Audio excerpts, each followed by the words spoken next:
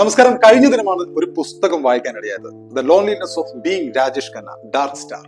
രാജേഷ് ഖന്ന എന്ന ഇന്ത്യൻ സിനിമയിലെ അത്ഭുത പ്രതിഭയായിരുന്ന രാജേഷ് ഖന്നയുടെ ഇന്ത്യയിലെ നമുക്കറിയാം ആദ്യമായിട്ട് സൂപ്പർ സ്റ്റാർ പട്ടം ലഭിച്ച, അല്ലെങ്കിൽ മാധ്യമ ലോകം സൂപ്പർ സ്റ്റാർ എന്ന് വിശദീകരിച്ച രാജേഷ് ഖന്നയുടെ ആത്മകഥ, അല്ലെങ്കിൽ ആത്മകഥയല്ല, അദ്ദേഹം ഇതൊരു ജീവചരിത്രമാണ്. രാജേഷ് ഖന്നയുടെ ജീവചരിത്രമാണ് എഴുതിയിരിക്കുന്നത്.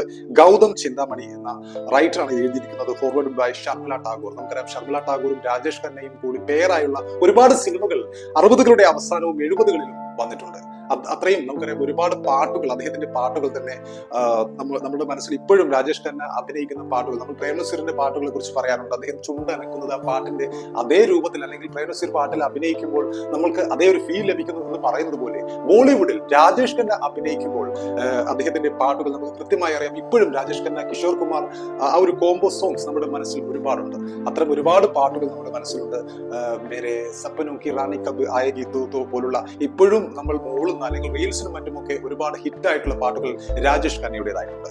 രാജേഷ് ഖന്ന എന്ന് പറയുമ്പോൾ എന്റെയൊക്കെ ചെറുപ്പത്തിൽ ദൂരദർശനിൽ സിനിമ ഉള്ള സമയത്ത് രാത്രി 9 മണി തൊട്ട് ആരംഭിക്കുന്ന, അല്ലെങ്കിൽ സൺഡേയും സാറ്റർഡേയും ആരംഭിക്കുന്ന സിനിമകൾ പലതും രാജേഷ് ഖന്നയുടെ സിനിമകൾ നമ്മൾ ആ സമയത്ത് കണ്ടിട്ടുണ്ട്. രാജേഷ് ഖന്നയുടെയും അമിതാഭ് ബച്ചന്റെയും ഒക്കെ സിനിമകളായിരുന്നു ആ സമയത്ത് പ്രധാനമായും കണ്ടിരുന്നത്. വളരെ ചെറുപ്പത്തിലുള്ള അനുഭവങ്ങൾ.